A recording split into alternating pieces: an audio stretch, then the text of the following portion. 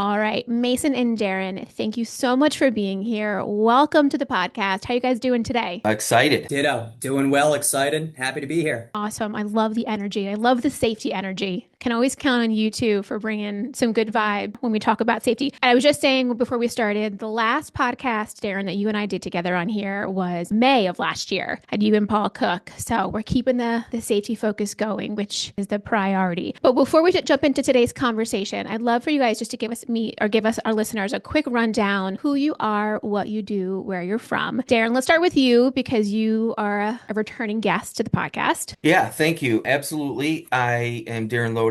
I'm with Painters USA, and I'm also part of the Nolan consulting group. I run the monthly safety peer group, and I sit on the Summit Safety Council too as well. Painters USA, I'm the national safety manager. I kind of lead safety across a pretty wide range of the high risk work. So everything from swing stage jobs, scaffold build systems, confined space, and then like large scale industrial projects. So that's kind of where I fit in the mix here. Love it. And thank you for all that you do helping us here at Nolan Consulting Group with kind of leading the safety charge. Absolutely. You and Paul have been kind of really big advocates, and you sitting on the safety council is huge. So thank you. And Mason, welcome. Thank you. I appreciate it. Happy to be here. My name is Mason Mimnaugh. I am from the best city in the world. I am from Philadelphia, Pennsylvania.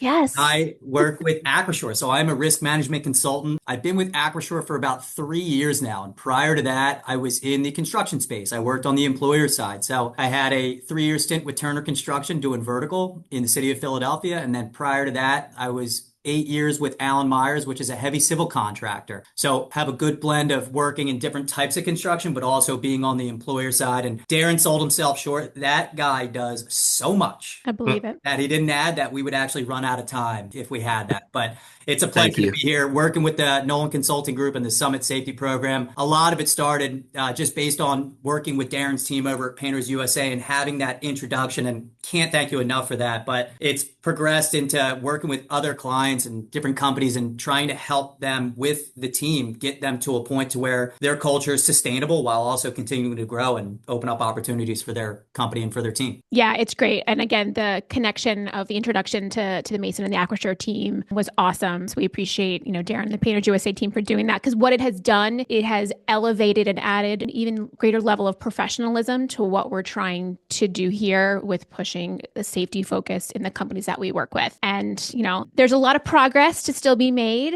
And that's part of the goal here is why we want to keep talking about it. But so far, I feel like we're off on a good foot, and we've got some great people here at the helm helping us do so. So thank you both. We wanted to connect with you both because we're in the midst of kind of rolling out level 2 of our safety program. Now, those clients who have already achieved level 1 know about level 2. Painters USA and Central Oregon Garage Door have achieved level 2, which is fantastic. But our push now is to get more people into that next level. And what it really means is kind of elevating and really living and breathing by the safety practices that are put in place and getting it actually reviewed and on-site verified by someone like Mason, who is actually going on-site to clients and seeing all of this. Folks who are listening who don't know what the safety program is, you can take a look at our website, but we've really broken it down into 3 different levels. And this was put together by our safety council, which is made up of Darren and several other folks from different industries, all who have kind of safety awareness, safety backgrounds, and also,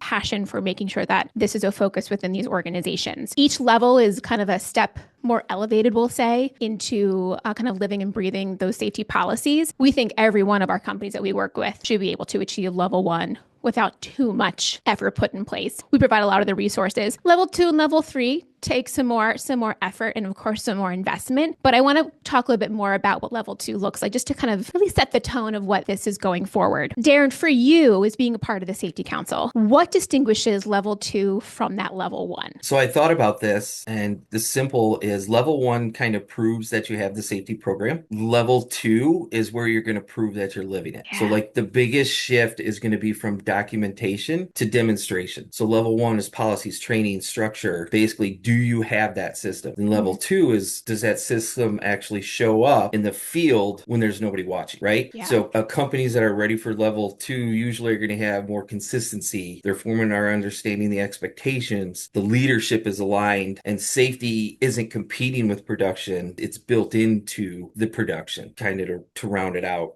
my opinion. I think that's a great perspective. And it's one thing to say you have the materials. It's another thing to actually be demonstrating that they're alive in your company. And we know that that's not always an easy feat. There's a lot of factors at play. You're battling different opinions and different, leadership, especially in the production world. But we know it's possible because companies like Painters USA are doing it, and so many other. I mean, Darren, you and I talked about on our last podcast, just when you get to the type of work that you are all doing at the industrial commercial level, you have to have these things in place or else you can't even bid for projects. So it becomes basically a breaker of growth opportunity. Yeah, especially and we talked about it at that first podcast, was when you start getting into ISNet World and Ovetta and these pre-qualification portals, you're not even going to get the opportunity if you don't have these basics in place to qualify for them. Yeah. So and you might not know the customers you're losing because they go in, they check your dashboard on one of these portals and they don't see it there, and they're like, okay, next. So it can be a game changer, especially even at the commercial level now. The commercial level is really starting to use those portals. Mason, I'm sure this is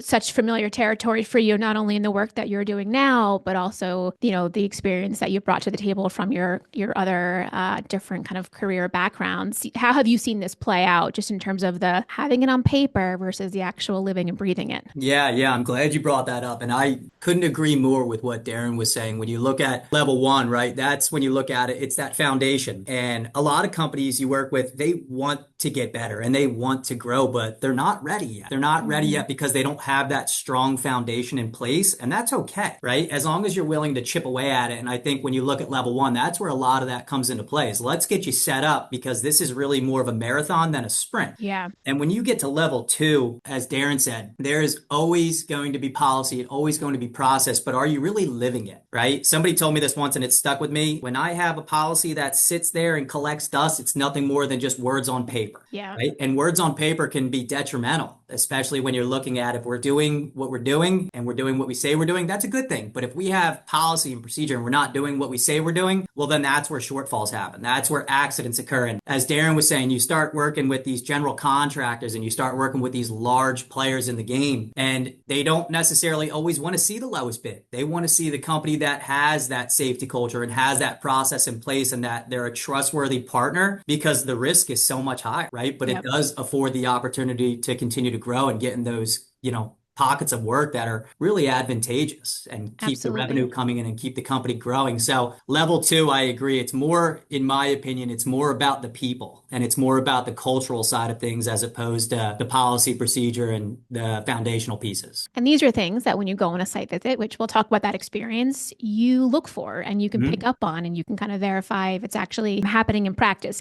Now, some of the things that are included in level two, just from a criteria standpoint, I'll mention just a few. I won't go through the whole list. An equipment inspection, a return to work program, job site safety inspections, stop work authority. I know that's big, especially at Painters USA. That's big. And there's, plan to sustain safety culture. So there's a handful of other items as well. And there's different, criteria for all of those that are required for submission. But the true kind of test of it all is this on-site verification. So Mason, you traveled out to Painters USA in November to do the on-site verification for this level two. Darren, I know that this is not, probably have had many on-site kind of inspections and verifications over your years at Painters USA. You're such a large organization. Mason, walk us through, for you, I mean, obviously you also do this on a regular basis. When you approach an on-site inspection, kind of what's your energy going into this? What's your purpose? Yeah, it's a great question. And I'll start off with, look, an audit can be worrisome. You have somebody coming in there, you're not familiar with what their goal is and what they're looking for. And my goal is to be upfront and honest and to be positive. We are not all perfect. If you go out to any job site, you go out to any company, you are always going to find things that are going well, and you're always going to find things that could use room for improvement. And that's our ultimate goal when we go out there, is to make sure that we are giving positive feedback on the things that are going well. And if there are things that require feedback or recommendations, we're not just providing the recommendations and leaving.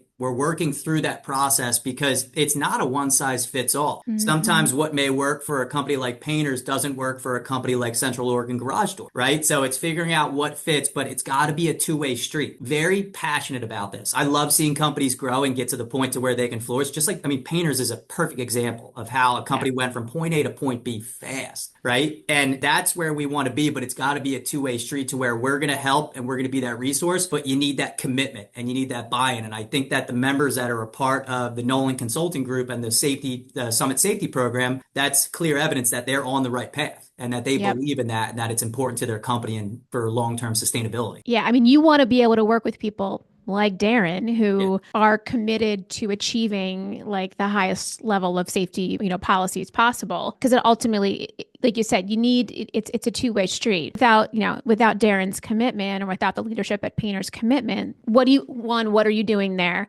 And it makes your job a lot harder. Darren, do you feel the same way about when you're working with a partner like Acrisure in that capacity? Yeah, absolutely. So from my side, it didn't feel like an audit. I kind of hate that word. Mm-hmm. It felt like a validation of how we operate, right? Not just us, but all these companies, especially in the peer group, because a lot of them aren't full-time safety. It might be their HR or something like that is validation of the work that they've done and the time they put into this and the resources they found locally. What stood out was it wasn't just Mason just, flipping through paperwork and doing this. He was asking and watching our teams, seeing how they communicate, how the foreman or crew leads lead, how decisions are made in real time. And we always talk about empowerment and in empowering that. I think companies feel pressure sometimes when there's a gap between what's written and what's happening, and where companies tend to be strong in maybe training and documentation, the gap shows up in like consistency, especially at the crew levels or the leadership levels, because we're construction company is production based, right? It's production, and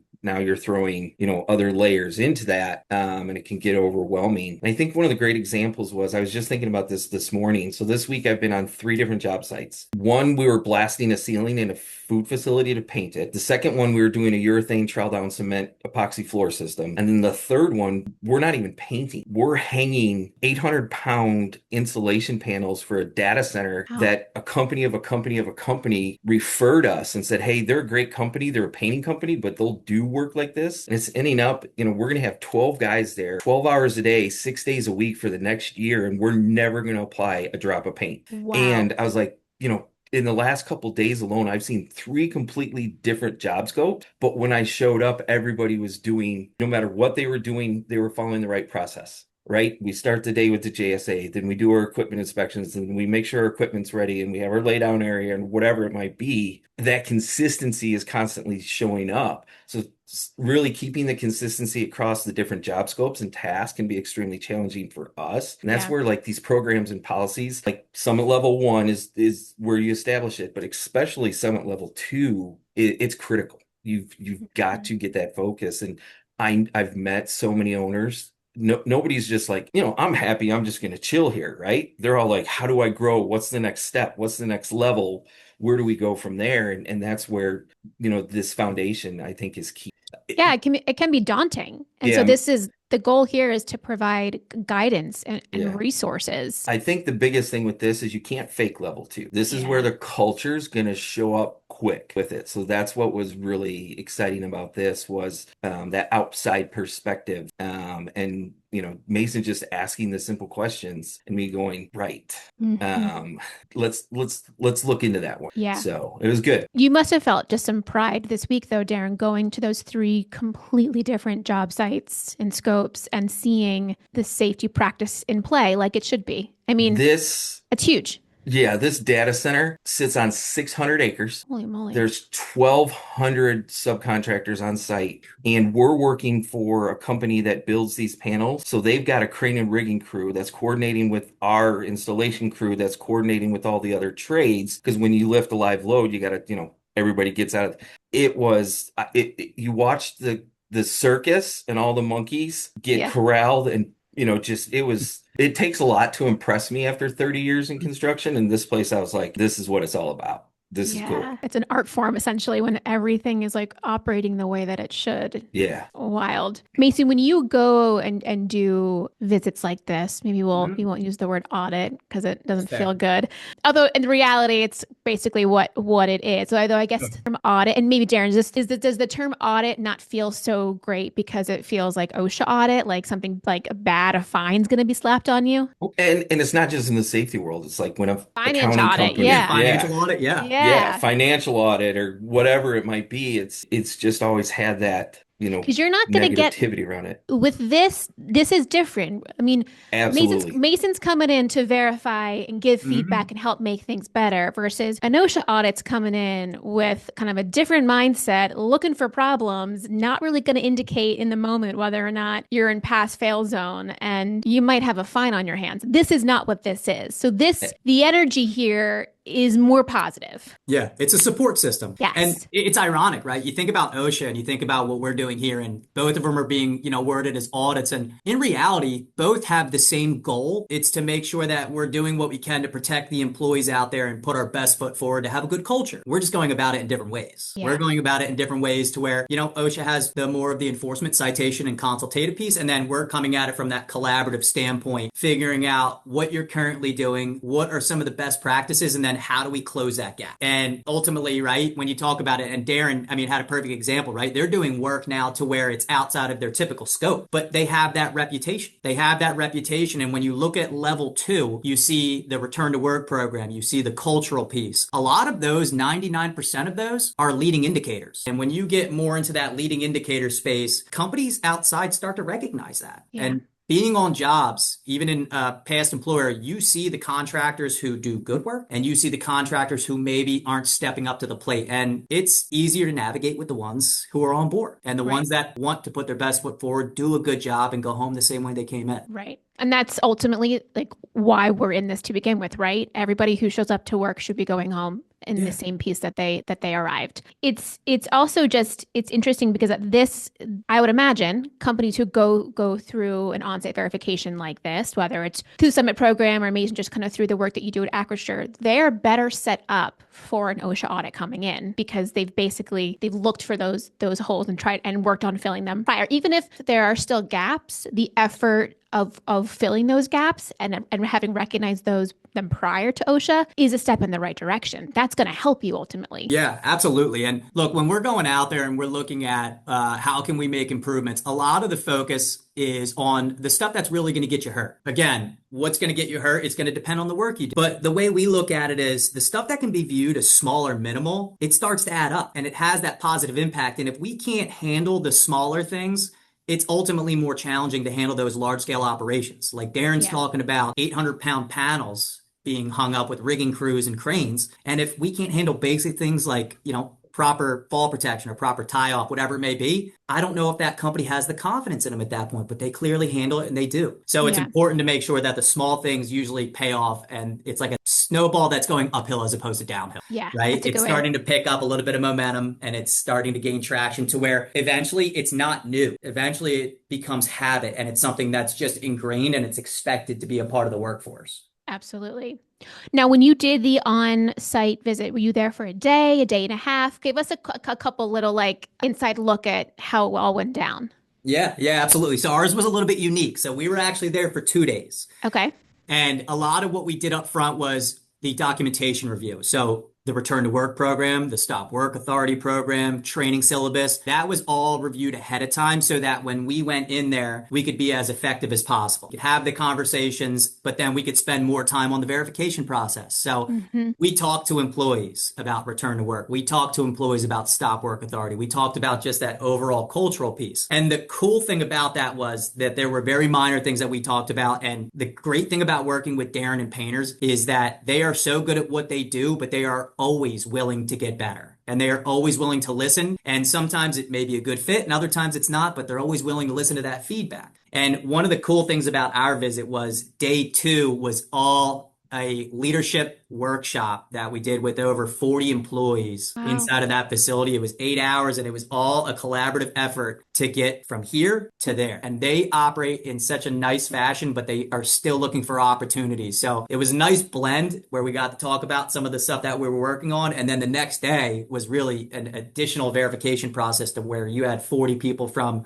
Paul Cook all the way down to, the foreman and the superintendent. So it was a really great experience. And it was nice to do it with the painters team because it was the first time. And it was one of those things to where, there's trial and error. And the ultimate goal was work with Darren, who had a big hand in putting it together, and then figure out how do we work those kinks out so when it comes time for other organizations, it's a smooth process. And some of those questions or some of those shortcomings are removed immediately. Yeah. Darren, how was it for you when you look back on the visit and kind of just, some things learned? Was it successful in your mind from a safety council perspective? Absolutely. So having access to a partner like Mason and Acrisure, it's an unbiased perspective because we all have misses, right? You're inside your company every day and you start to know, and I know because I've been with Nolan Consulting Group on the business side too, we call it normalize. You start to oh, that's just how it's done, or it's just how we do it, or whatever. And you stop to see those gaps. You don't see them like you used to. So having someone come in and challenge those assumptions in a positive way, and what your risk controls or what your risk exposure, what your controls are, how your foremen are leading, that's where the growth happens within the company. And Mason said he heard a quote once too. I always had heard one too. And, this is the purpose of the Nolan Consulting Group. The best companies just don't see outside resources when something goes wrong. They use them to stay ahead, right? Yeah. And I think that has stuck with me for years. And I love that. So, and then the day two, and I've introduced you to Brian Falco now. I think the book's there with that. He was the one that came in and kind of helped lead that day too. So, oh, great. That was amazing. Yeah, he's on my list to look into for keynote speakers. Yeah. He would be excited, I'm sure. Amazing presenter and just passionate, very passionate, but very personable as well. Yeah. Yep. This and doing things like this, and whether even whether it's safety and other functions, utilizing outside resources, it's an investment on the company side. I mean, the work that you guys have done with Acrisure, even prior to the summit things, that's an investment that Painters makes in their organization and their people. And not all companies see the value of that quite yet. And I'm not talking much like companies that we work with, but just the industry as a whole. I don't need that yet until something happens. Then I need the resources. But that has always been kind of just a way of operations, I think, at Painters, right? Darren, since you started, they've always utilized kind of an external network to help level up the game. Absolutely. And Mason, that's the work that you guys do. I mean, you're a partner in this space. I mean, do you struggle? Do you see the struggle with some companies to understand the investment in working with outside partners? Yeah, I mean, absolutely. Look, things are expensive. Things are expensive, and you look at these companies and a lot of them focus on revenue because why? Because that keeps the door open, right? And a lot of health and safety can be looked at as something that has direct costs, but there are a ton of indirect costs. And I don't even like to talk in perspective of cost because in reality, every dollar that's spent on a loss is a person on the other end that is going through physical therapy, surgery, not getting a full paycheck, which it impacts people, right? So you're absolutely right. And it's hard. Some companies, as sad as it is to think about, have that aha moment where something happens, right? And why I love working with this group is because I think they're having that aha moment that it is important and that it is an integral part of the business.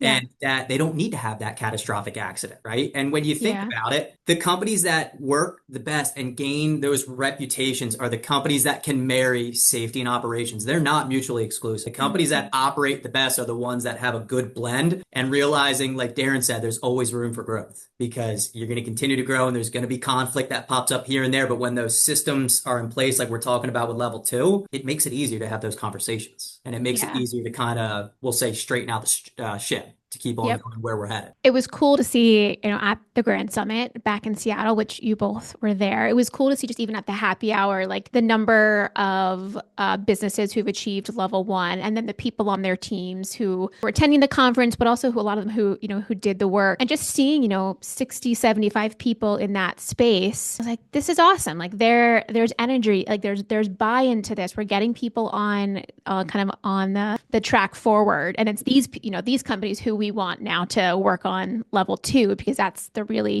living and the breathing of it. Mason, when you do this work, outside of painters, just in general, what are typical gaps that you do see? And I mean, were there any at painters that were recommendations that you made? Yeah, it's a great question. And with painters, they were very minor. They were very minor. There was one or two recommendations for the return to work policy. And really what it was more so, Darren, correct me if I'm wrong, I think it was more so about like the annual review process. So it was very minor. And, as we talked about, their team does extremely well from a safety standpoint, but we still had a day-long leadership workshop because their growth was expanding to where they just needed to realign. They needed Totally. to realign. And that was something nice that we've seen. As far as gaps with other companies that are prevalent, I will say every company's a little different. So I think the big thing that we take a lot of pride in is that you need to be as consultative as possible. Like Darren was talking about, ask questions. We're not experts, right? Mm-hmm. I'm not an expert in any industry, obviously, right? So by asking questions, sometimes it may feel a little bit vulnerable, or you may feel a little bit stupid. If it's allowing me to gain more knowledge about their operation, it allows me to ask more articulated questions on certain things like, how does it look pre-loss? How does it look post-loss, right? Mm-hmm. And I think that's generally where you see gaps. And it may not always be the workers' comp piece. So employee injuries too. You think about,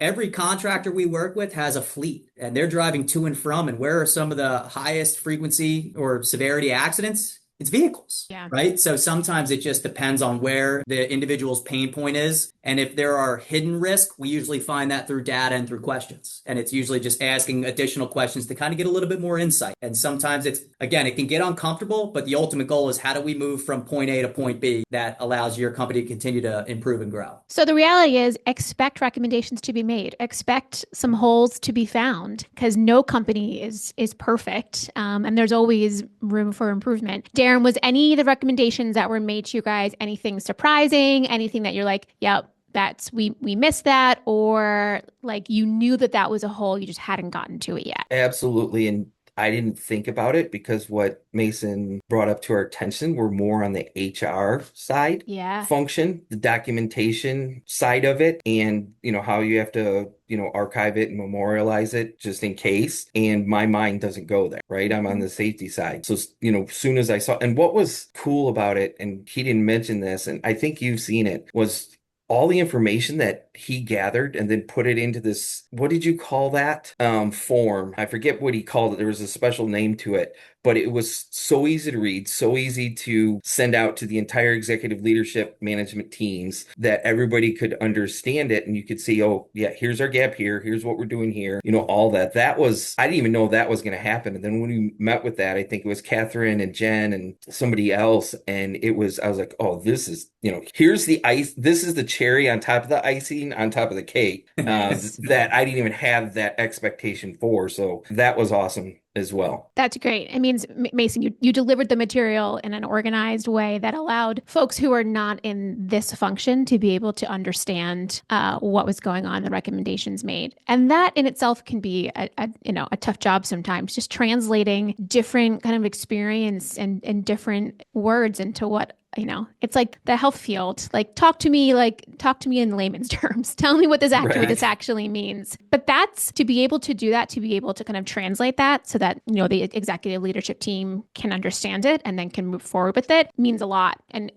kind of sets the bar a little bit higher for the work that you do. Yeah, I think you have to simplify it, right? You have to, I apologize, Darren. Yeah, you have to simplify the message. When you talk about, me and Darren, we speak the same language, but then you're talking human resources and you're talking executive level leadership, and they have so many priorities, and safety and health is one of them, but they have so many things going on that they may not understand what we're talking about. So by working with Darren and understanding who is inside and who the key players are, it helps us portray that message. What's important to them, right? Yeah. Individuals need to know what's in it for them, and by making it simple and just keeping it concise. And our big thing is don't overwhelm, right? You may have 10 things that you want to work on, but our advice is pick two of them and let's figure out how best to work on that, work out those kinks, perfect it, and then let's reassess, Yeah. right? But by taking on too much, it's overwhelming. And we have a job to build and we still have a company to run. So keeping all that in mind, I think really helps with the output. Molly, and one thing is we were talking about this, we always talk about safety in production and how safety helps and protects the company, but we've really taken it to a next level. And I want to write a book on this, Ooh. but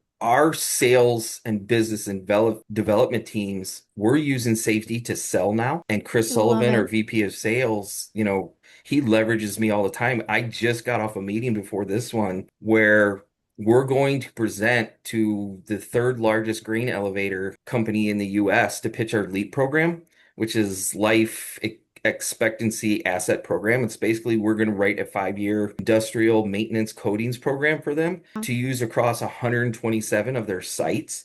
So we're talking this could be 2 to 5 million a year for the next 20 years. And they're bringing me along to present on our system side, our record side, our TRIR, all that, because that's what's important when you get to this level. And a lot of companies don't see that. Even at the residential level, a lot of people don't know I actually started in sales at Painters USA. Oh, I And did not know learned this. I learned a little trick on how, even then I was selling safety as a differentiate between us and maybe, two dudes in a van driving down the street. Like Yeah. what would your homeowner's insurance say if this company wasn't insured, work comp, all that kind of stuff? I said, call your agent. And a few of our homeowners back then when we did residential did, and their agent told them, you do not let those type of people on your property. And, maybe my motivation was different, but I learned that little trick that, it doesn't matter what industry you're in, even if it's residential, it matters across the board to help sell the projects. Such a good point. It's a great differentiator. And I mean, we just did a whole sales fundamentals workshop and we're talking about how do you differentiate yourself from the other contractors in your area. And safety is not often talked about as one of those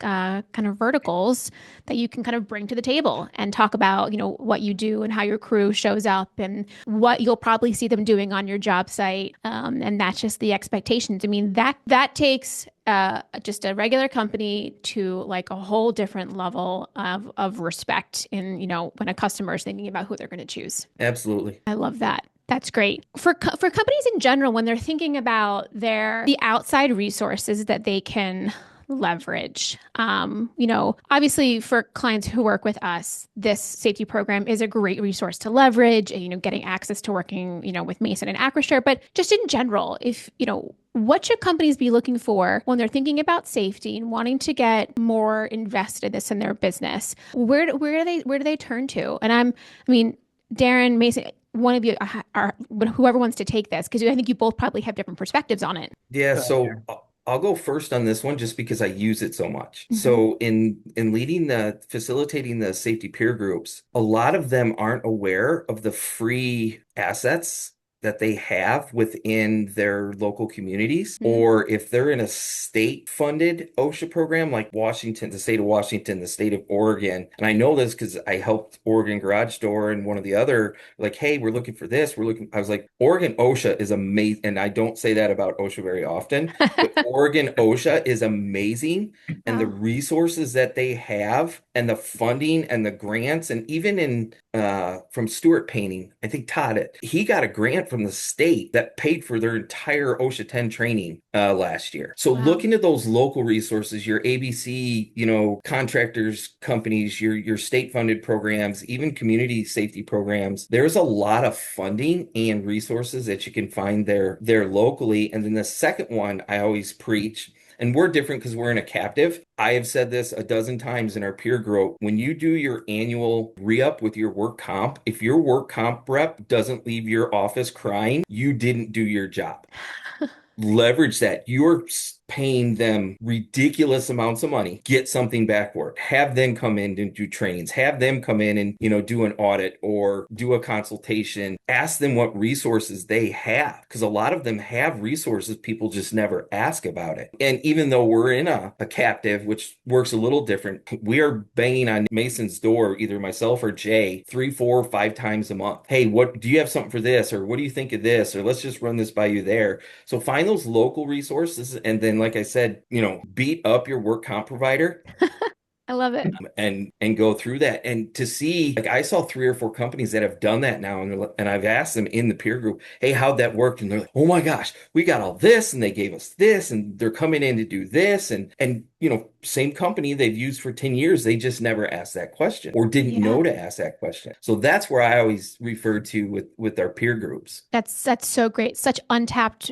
unknown resources that are at people's fingertips that they're already paying for one, or they're part of an or a community that has those resources available. That's great, Darren. Thank you. Mason, how about you? Yeah, I see the same thing. I mean, local peer organizations are fantastic. There's so many individuals in there that have similar issues or have similar things going on that you can bounce things off each other, and it's almost like a collaborative workspace. Right. And everybody's on the same page. So it's not like anybody's judging the other individual. It's just in an effort to hopefully push each other forward. But as Darren said, right, OSHA has that enforcement piece, but they also have the consultative piece. There are a lot of good individuals within that organization that want to help. And they have so many resources, from health and safety programs to training content, right? It's an untapped resource because a lot of people hear the name and there's a negative connotation associated with it. But in reality, they have a ton of amazing resources. And lastly, if you have your insurance broker, right? Your insurance broker is a resource. And when you talk about Acrisure, that's the only company I can talk about, but that is a big thing that we're pushing, is that we have the risk resources group. We have the claims consultants that are there to be an asset and almost an extension of your company. And it's not just selling on price alone, because everybody can do that. Yeah. It's about the value added resources. What type of support can you offer? Are you keeping and taking a look at my losses to offer some sort of recommendation or solution? Are you helping with those tricky claims that you just can't seem to get around, right? Or you have a strong return to work program to get those employees back and to keep that culture high. So it's an excellent resource. And I agree with Darren. If you're not getting it, ask, because it is something that everybody should be looking at, because it's a resource that you're already paying into. That's fantastic. And, if they don't have the answer that you're looking for, they might often be able to direct you in a direction where that resource does exist, or someone who can, provide that information. Absolutely. Yeah. And one of the things I forgot to mention, but you're starting to see it a lot more, and I don't think this is a surprise, but the use of AI is extremely advantageous in terms of certain things as far as content creation, presentation, slides. But my recommendation for that is an amazing resource. Always fact check and always verify and tailor it so that it fits your organization. Do not take it verbatim, because it has shortfalls just like everything else. But a nice, helpful spot, if you're not looking to recreate the wheel because you're wearing 4 different hats at work, it's also a good place to get some content and to be able to look at building process procedure that can be useful to your team. Totally. But you're absolutely right. That verify and fact check, because if it tells you what, if you ask about a certain policy that exists, you want to make sure that policy that it's giving you is actually accurate. Yeah, and that you're not creating, systems and practices around a policy that was fed to you incorrectly. Mm-hmm. Darren, what is, pulling back 30,000 feet here, what is the most challenging aspect of your position, of your job, really trying to kind of cascade and lead the safety at Painters? Because it's, like you said, visiting those 3 job sites of different scopes, of lots of different production crews, they're doing as policies have been instructed. But obviously that didn't happen overnight. But what's the most challenging part of your position right now? I would say the why we're doing this, not just and going above and beyond the just protecting the employee, getting the employees to understand that protecting them protects the company, which gives us more opportunity. I am 100%. And I talk about it all the time. Every employee, to include safety orientation, which I'm doing one right after this, I tell them what TRIR is, what it means, and how it impacts the company, and how that can help us, them, keeping them employed, giving them more hours, making sure they're getting,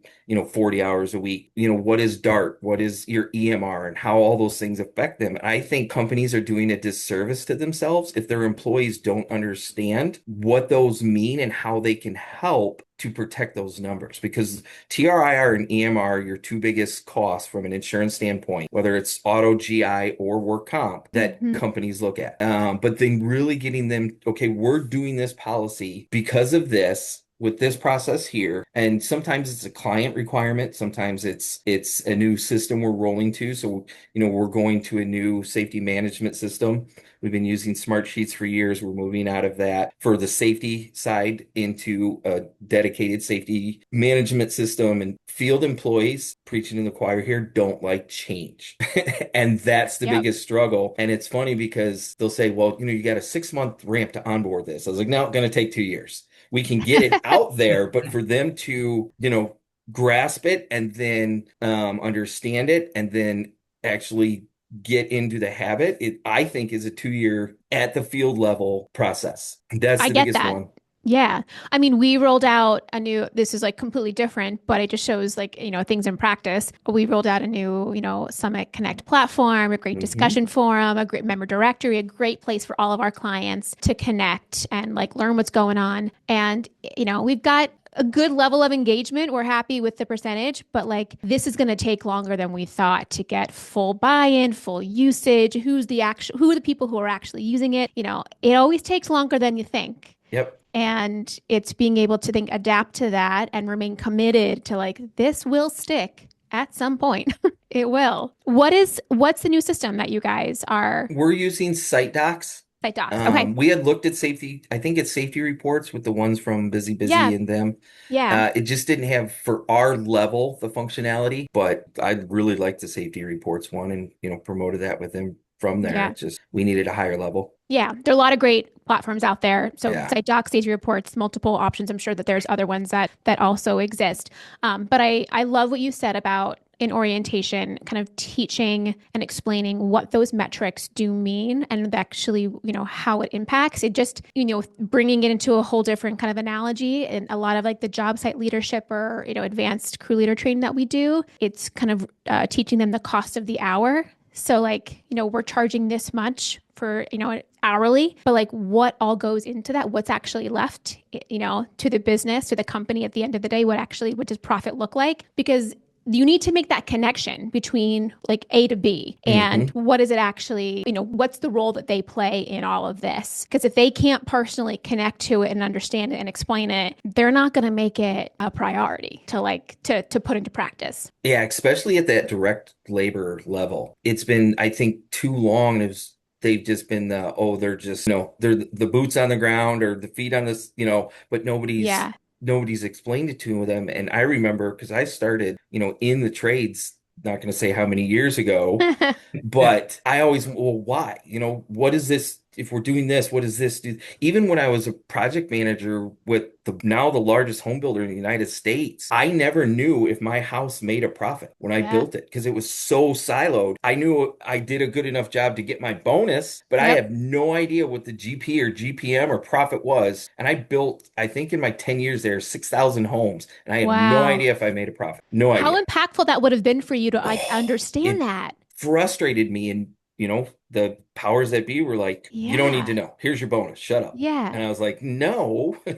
What it does, especially from a leadership position, if you're a Yeah. job leader or a crew leader, it allows you to better engage the employees on your team and help them see production in a different way and kind of push things forward and understand why we're doing things the way that we are. That level of transparency across kind of all functions, I think can really be a differentiator in successful companies versus companies that struggle. Absolutely. And that's what, just from behind the curtain, always seeing what Meg and Paul have done with your group. Hmm. Um, the transparency that you require, I call it the opening the books and get ready, Yeah. is awesome. And now to see that coming in with Mason, and we're doing that same thing on the safety side, let's open the books, let's figure it out and get better. So that's one of the things that I love about Nolan Consulting Group is the transparency, because you don't have that across all factions of business, whether it's Yeah. construction or, healthcare is probably the worst at it. Yeah. So they hide everything. So It's a push and it makes, it yeah, can feel uncomfortable, but you're not growing if you're not uncomfortable, right? That's what they say. And usually on the other side of that level of uncomfort, you see change. Mason, one kind of final question for you, and then I want to just hit, a recommendation where to start on safety level 2. From a risk management insurance standpoint, what is the real world impact of companies, investing in this work seriously? Yeah, I think there's a number of different reasons, but I mean, right off the get-go from an insurance standpoint, you're talking about premiums. You're talking about premiums that continue to increase because of market conditions year over year. And if you are operating within a company that is struggling from a loss or an injury standpoint, it's going to impact you not only this year, but a few years down the road, right? Because you think about, the EMR or the mod rate, and that ties into that. And that's a couple years that it's going to entail. So a couple bad years need to fall off in order for that number to improve, which is a tough pill to swallow, right? But again, it's a journey. And when you think about it, and Darren nailed it, it's a sales advantage too. Some of these companies that we used to work with, if you had a total recordable incident rate over a 3.0, you were barred from the bid list. If you had an EMR over a 1.2, you were barred from the bid list, right? So when you have a company that's performing well and can handle that Avetta or that IS Networld platform, you're in a rare space to where not every contractor is. And the companies that do the best, in my opinion, just from watching, are employees that can succeed in employee engagement, so getting people off the bench and in the game, and then operational accountability. As Darren said, we used to have a project manager, I'm not going to mention any names, but we could make $1,400 a day on a job. And all it took was one utility strike to wipe out an entire year's worth of profit. But they didn't know that. So how do we make that connection? How do we have that influence to kind of put it in a lens so they can see it, and it makes it real for them to realize not only are there people on the other end, but this is very real to the bottom line of our organization. And the better we do, the more that comes into the company. The worse we do, the more we're paying out, and hopefully the doors stay open. There's always a common theme across so many different podcasts I have, and it's communication. Communication in varying ways, varying degrees. There's always a lack there of it, no matter how well you think you're doing it. But just continuing to communicate the why and the how and why it made, just making those connections and then repeating that continuously, because people focus on what's important to them in the moment, and they might not have heard it the first 5 times you say it. They might hear it 6 times you say it, but communication is key. Now, for those companies, who are in Summit, who've achieved level 1 and are ready to start thinking about targeting level 2, of the list of criteria, where do you recommend starting? And I'll let you each answer from that. We've, like I mentioned, the stop work authority, the work return to work, safety tree training syllabus, job site inspections, the list goes on. Where to start? Darren, do you want to go first? Yeah, so I think the metrics and then probably the equipment inspections would be the 2 biggest ones to swallow. The other ones are kind of policy related. And then if you get all the ones together, the last one is the plan to sustain safety culture, which you can just basically put an arrow and say, see above. Yeah. Because once those fall into place, that's where it's going to start falling into place. Yeah. But those getting, and it's not the having a program for equipment inspections, it's implementing it, right? Getting them used to doing these every single day is what can get overwhelming on that. That's a great place to start. Mason, any thoughts on your end? Yeah, right. The metrics are, like Darren said, I think are going to benchmark you. So they're going to tell you where you're at and where you're looking to be. And then equipment inspections, I agree. And the culture piece, you'll do all those things and you're going to have that sustainable culture. Small little tweaks, but I also love the job site safety inspections. But I think that it's very important on how you get started, right? If it's just me or Darren going out there and doing the inspection, that's fine, right? But how do we get other individuals involved so that it's helping build their acumen, but it's also getting them off the bench and in the game? Because peer-to-peer safety goes a heck of a lot further than maybe one of us going out there and telling somebody how to do their job or how not to do their job. So I think inspections are important, but it's also figuring out how do we do it so it's impactful and not just maybe a checking of the box type thing. Makes sense. At the end of the day, everybody owns safety in your organization. Everybody plays a part. Mason and Darren, thank you so much. This was a great conversation. I appreciate you guys both kind of bringing us, into your world, kind of showing, shining a light on this and what can feel like a daunting trajectory or area to kind of accomplish when there's always a competing list of priorities in a business and trying to get all the things done. But clearly this is important. So thank you both for helping kind of push that forward. I hope to have you both on in the future. Darren, you're a regular guest on here now. Yes, that's you're part awesome. of, yeah. Mason, I'm sure we will have you back on here. I think it's, especially as we do a couple more of these site visits Sure. and we do a lot of learning and then we talk about level 3, there's a lot more conversation here. So I will say, until next time, thank you both. Appreciate Thank it. you. See ya. Thank you.